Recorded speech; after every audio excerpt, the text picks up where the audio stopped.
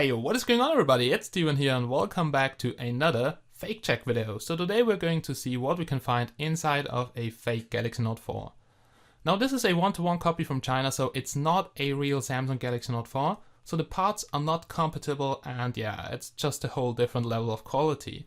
But today we're going to see what the differences are. So from the outside it looks very identical, but there are some differences. And also be really careful on eBay, DHgate or AliExpress. Sometimes they advertise it as a real Galaxy Note 4, but yeah, it isn't. So if it's too cheap, it's fake, guys. So if you see a Galaxy Note 4 brand new for something like $150 like the link down below, then it's a copy. So you can see it's from DHgate and sometimes it's not really clear if it's a fake or not. But if it's too cheap, don't trust it. Now today I want to show you what you can find inside and how to spot the differences. So I would say, let's go. Alright ladies and gentlemen, so let's talk about the Galaxy Note 4 in general. If you have ever wondered what's my main phone, then it's the Galaxy Note 4 because this device is just awesome. Now as you can see, I have very big hands and the size is actually perfect for me. If you have small hands, the phone will be way too big for you. But I can say the display is the best part. Now yeah, also the metal frame and the nice looking back cover all along with the S Pen is definitely great. But the display in my opinion is just the best part on the Galaxy Note 4. It looks absolutely outstanding. So a lot of people don't like SMOLED displays, but I absolutely love them. So the colors look so nice and also the viewing angles, everything is totally awesome. I really would like to have that kind of display in every smartphone, but it's very expensive. So I paid about €700 on release for that smartphone and that's just too much, guys. So on the internet you will find those copies here which retail for something like $150.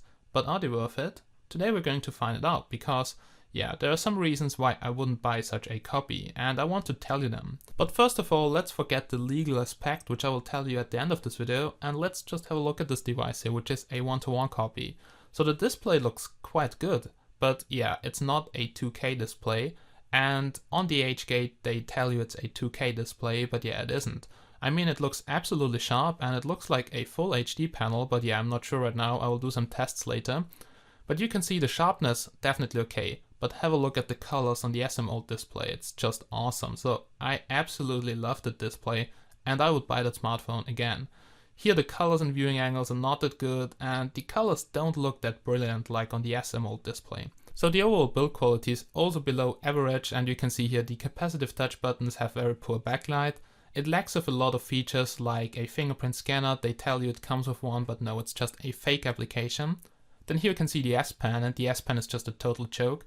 So it's very thin, bends a lot, and you really have to touch the screen. So there's no hovering with the S Pen, the button doesn't work, and you can see it's just a metal tip. So you have to slide over the display, and this feels like you would slide with sandpaper over the display. It makes a lot of scratches, and the S Pen is just a total joke, and the worst feature on that clone, so it's absolutely crap. Also, the real S Pen is not working because it's first of all too thick, and the display and the digitizer does not support that technology.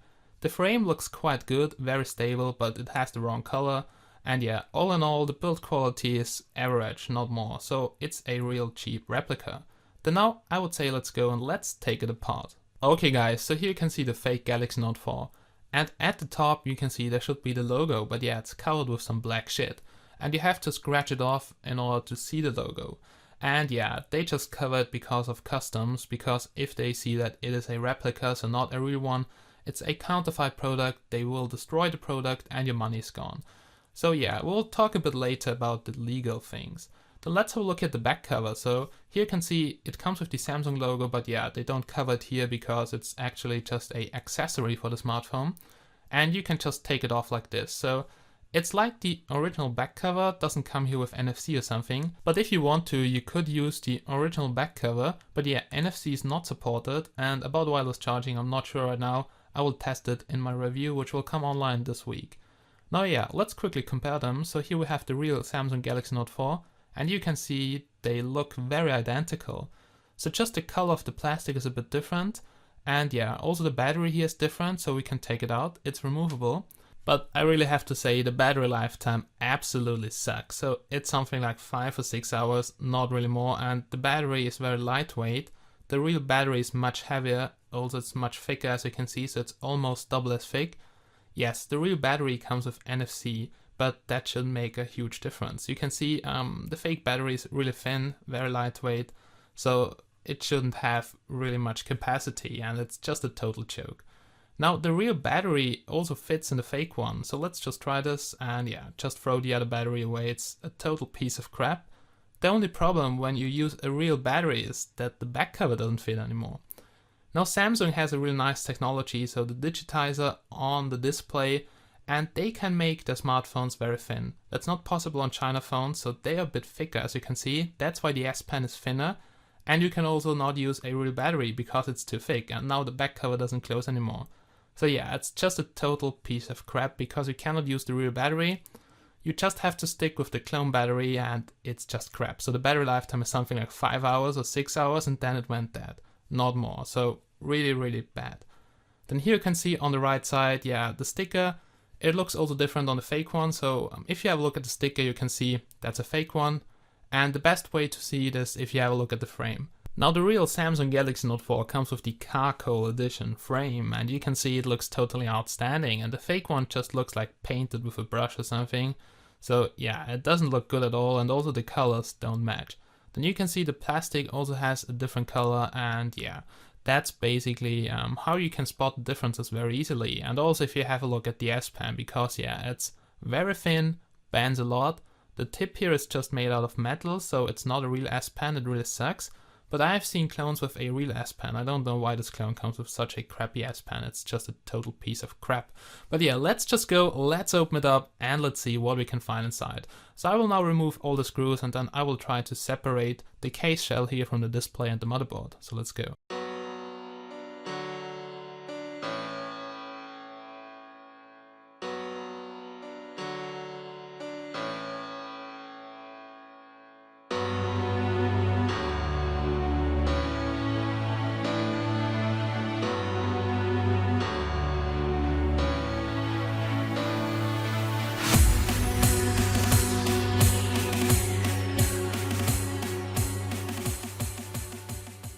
So there we go, I have now removed the back cover, but just make sure that you don't forget the screw under the warranty seal.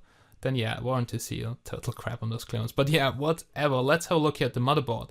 Then here you can see the rear camera, and it's just here connected to the main board with such a flex cable in that connector, so you can just lift it off, and then you can also remove the camera like this. And yeah, you can see it's taped here to that ground here, which should be the back side of the LCD. Then here you can see a connector, so that's basically the connector for the touchscreen. So that's the digitizer connector. You can see here the IC which controls everything, and all that is connected here to the main board. And if you want to get that cable out of here, then you just have to flip up the security bar and then just pull it out. And then it comes off, as you can see. And here you can see the IC which controls the digitizer. So if you want to replace it, make sure you check that IC out. Check out the number on the flex cable before you buy something, otherwise it won't fit. Then here you can see the front facing camera, whoops, so it's gone. And yeah, let's just have a look at this. So you can see, yeah, a very small part, and doesn't look very different to the real one, but trust me, the quality is absolutely, what should I say, I don't want to use crap anymore. Yeah, it sucks, but I absolutely hate the front facing camera. And here you can see the LED flash, here we have the vibration motor, and here also some pins for the battery, so the battery connectors. I'm not sure if those connectors you can see here are working, so if wireless charging is really working. I absolutely don't know, but I guess yes. Then here you can see the speaker, so the speaker for calls, which is soldered to the main board, quality is okay. Here you can see the flex cable for the display, and once again flip up the security bar and then just pull it out. And yeah, the display can also be replaced. It can be separated from the glass, so the digitizer, as you will see a bit later. Then here you can see some test points. So we have here, for instance, plus, ground, and also some test points. You will also find some JTAG points, test points on the upper part of the main board. And yeah, in order to unbrick it, you have to do a bridge between ground and the reset point. But yeah, I will do a updated tutorial with this mainboard maybe. Then here we have, for instance, the SIM card slot, another SIM card slot here, and here the empty field. So maybe this should be for the dual SIM version, so not the one-to-one clone. And yeah, there's nothing soldered on there. And here you can also see antenna connectors, so that would be for the second SIM, I guess. Then here you can see one antenna connector, that is the GSM antenna connector. And here we have also another connector which connects the upper mainboard with the bottom PCB here. And on that PCB we have basically golden contacts here on the right side. They are the antenna contacts, and you can also flip that up here. And under there you will find the home button. And the home button, yes, just a normal home button. On the left and right side you will also find some small LEDs. They are just for the capacitive button backlight, and they really suck. And also the home button is just a normal home button, nothing more. And yes, here also micro USB port, and that's basically it. So that are the main components here. And now I would say I will just try to remove the mainboard, and then we'll have a look at the mainboard again and all the other parts.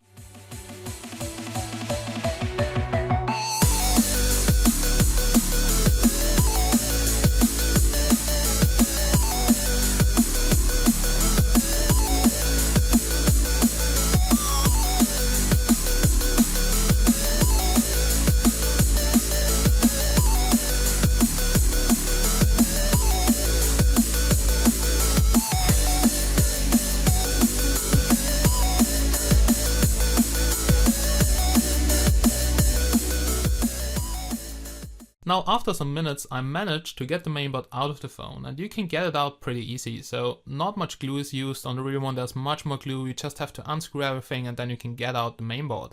And you will find a revision or model number on the mainboard, so if it breaks down, with some luck you can find the same mainboard on Google, so just Google here the number, or you will find it on AliExpress or something. Then here on the back side we have the speaker which just fell apart. We also have here a 3.5mm headphone jack, and yeah, that's basically it.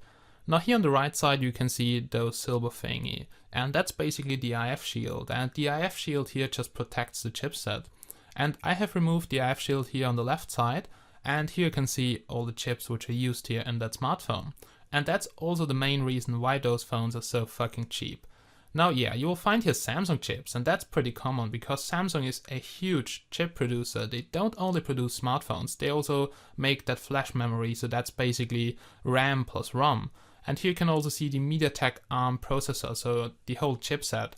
And the whole chipset is very cheap, so you can get that MediaTek MT6582 for something like $10 on AliExpress, and if you buy a lot, it's something like $7, so that chipset is fucking cheap. And the performance is okay for most users. For me it's too slow, but yeah. I'm a really heavy Android user, but for most of the people the MTK6582 is actually okay. But the performance is so much below the Qualcomm processor which is used in the Galaxy Note 4, and that's why this phone is so cheap. But all in all, the design of the mainboard is pretty okay. We have all the test points, we have a good antenna layout, at least on the motherboard, but it lacks of a lot of features which makes the Galaxy Note 4 the Galaxy Note 4. And this is the S Pen, so the S Pen is just a total joke. Then also there's no 4G LTE, so LTE is not supported. And yeah, also a lot of other things. The performance, the build quality, fingerprint scanner is not working, there's no IR blaster. And yeah, many things are just a piece of crap. But it's very cheap, so $150. But also it's a counterfeit item, and that's actually illegal in the European region. So yeah, I'm not quite sure if it's really illegal, but I can just tell you iPhone clones get destroyed by the customs in my country. I'm not sure about Galaxy Note clones, but yeah. The frame here seems to be just like the original one, just the color is different, but the frame very stable. Then here you can see, for instance, the antenna connectors, so basically the golden contacts from the mainboard. Just touch here the golden pads, and here you will find the antenna which is integrated in that cover. And here you can also see the rear speaker, so the bottom speaker, and that's the main speaker of the smartphone. It's a single speaker and looks quite nice, and also comes with a dust protection around it.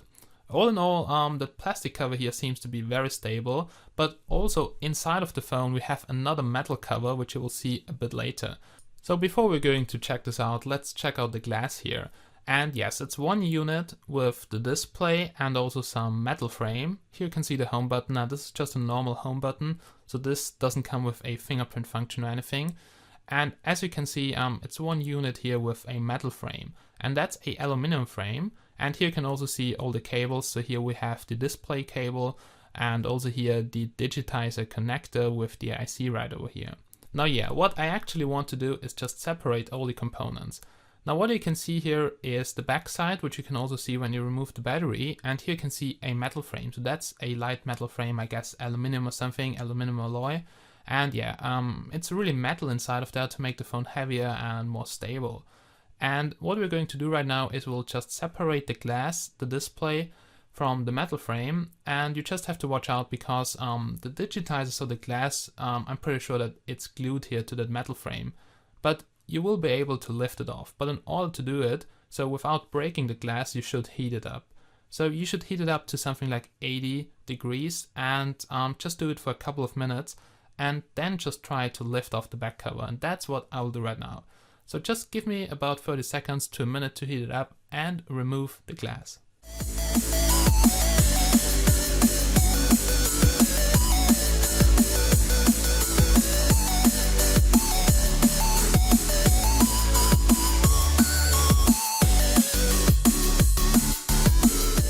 So I was now able to remove the metal frame, and here you can see the back side of the LCD.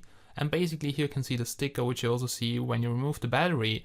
And this covers here the model number of the display. So if the display breaks down, then you should Google that model number, or just make sure you check the model number on AliExpress.